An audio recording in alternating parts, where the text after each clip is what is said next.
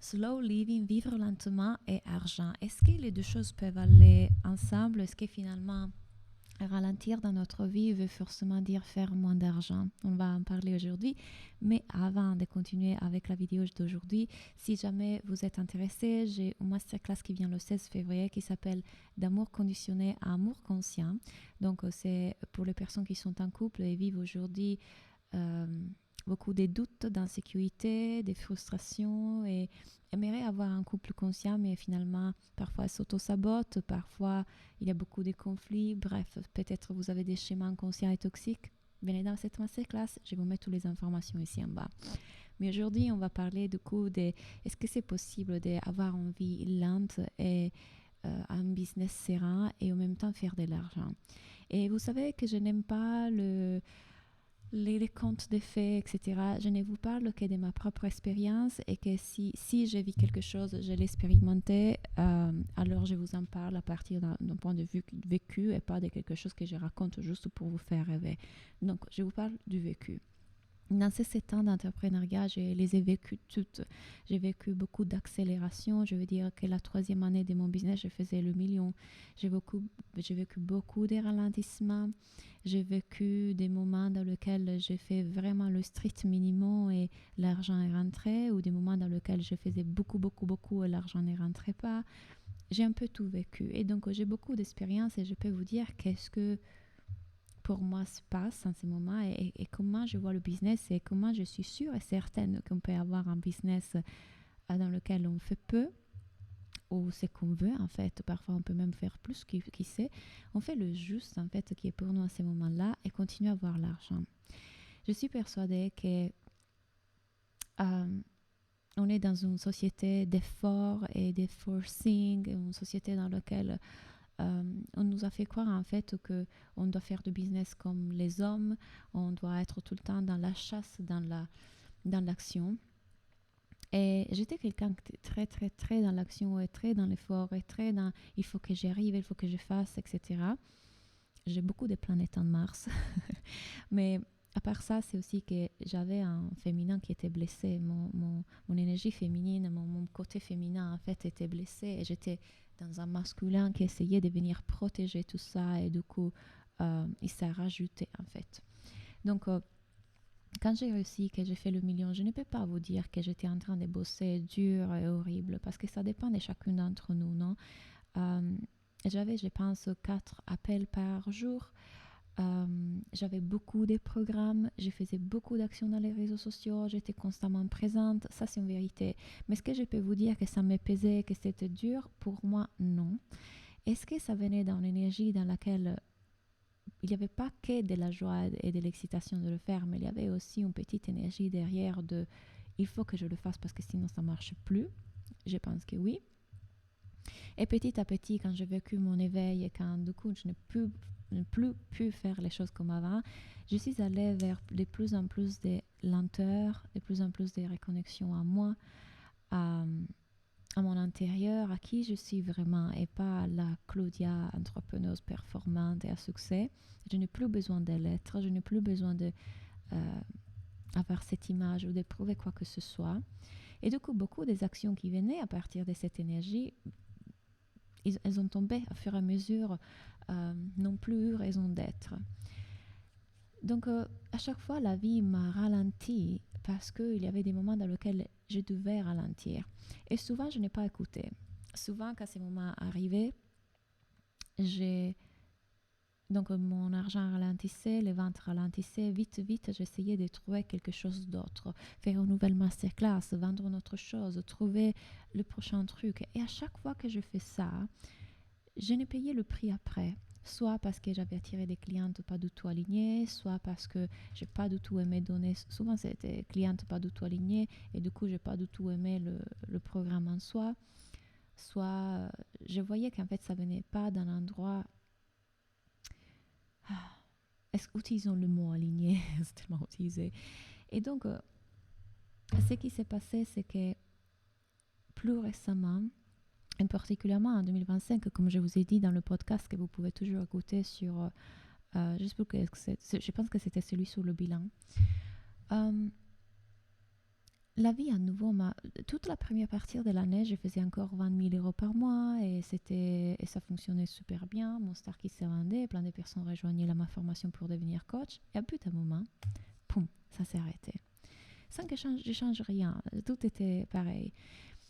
Et vous voyez, à ces moments-là, plutôt que courir à nouveau à chercher une solution, je sentais qu'il y avait un ralentissement qui voulait se faire et je l'écoutais. Et je ne pouvais pas faire autrement. Désolée, il y a eu une notification sur l'ordi qui a fait... je sais pas.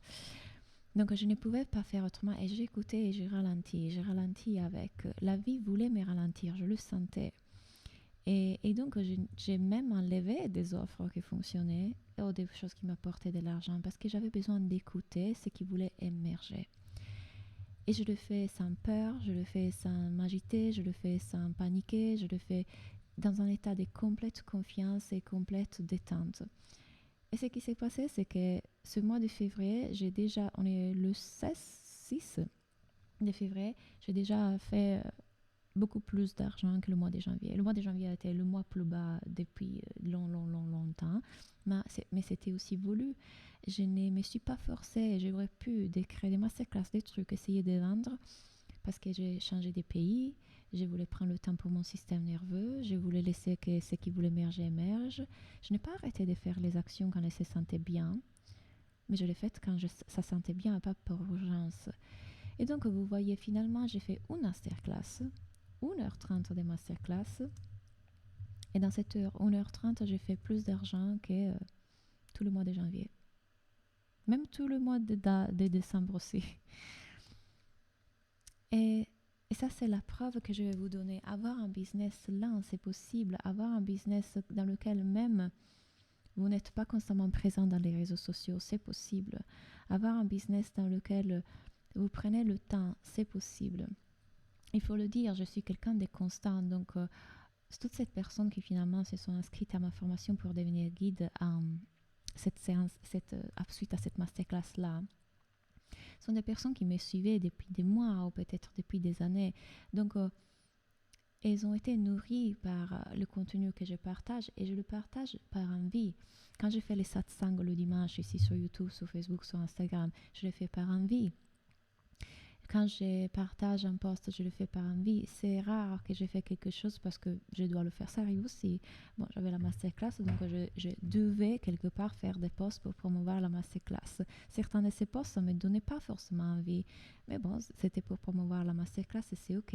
Vous n'avez pas besoin d'être tout le temps dans la joie et dans l'envie pour faire les choses. Je veux dire, plein de choses que vous faites dans votre quotidien, vous le faites même si vous n'avez pas envie. Je suppose que vous n'êtes pas complètement en joie de devoir nettoyer la maison ou je sais pas, faire des trucs, jeter de la poubelle. Vous le faites, n'est-ce pas?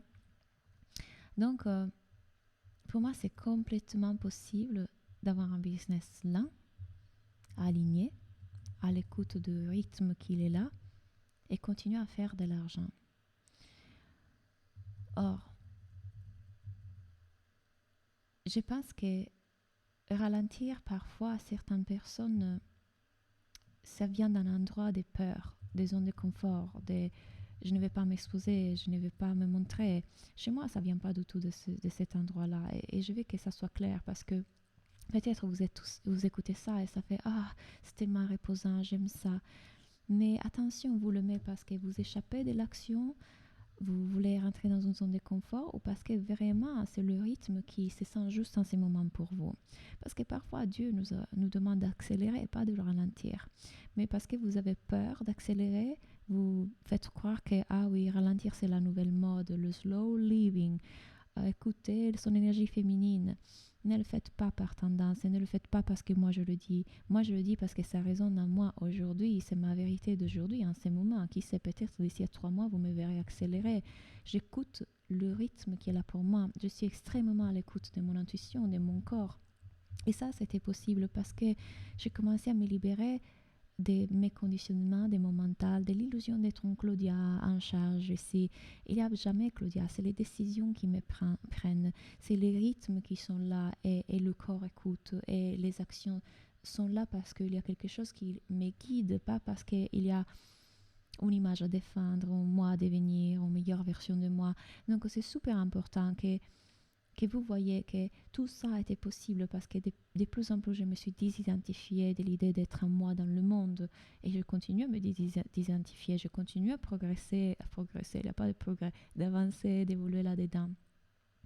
Donc, tous mes pensées ne sont plus si importantes. Il y a beaucoup plus de silence dans mon esprit, donc beaucoup plus d'espace pour écouter le rythme que Dieu a mis en moi. Ça, c'est le rythme que Dieu a mis en moi en ces moments. Et est-ce que c'est le vôtre? Tout seul, vous pouvez le savoir, mais vous devez aussi arrêter de vous calquer sur l'image qu'un autre business coach dans les réseaux sociaux vous donne en vous faisant croire que ça, c'est le truc. Il y a pas un truc, il y a plein de trucs, il y a plein de façons. Le seul qui va fonctionner, c'est celui qui est en vous.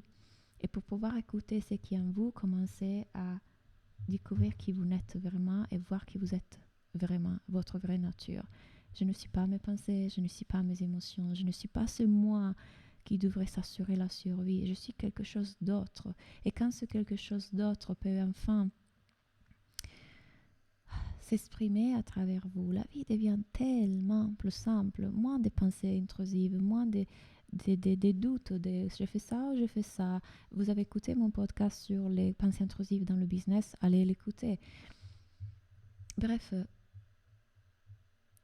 cette vidéo, j'espère qu'elle vous apporte des réponses et une nouvelle vision sur ce que peut-être se passe pour vous en ce moment, sans vous faire tromper de la nouvelle tendance, c'est énergie féminine douce, slow living, donc c'est ça la réponse.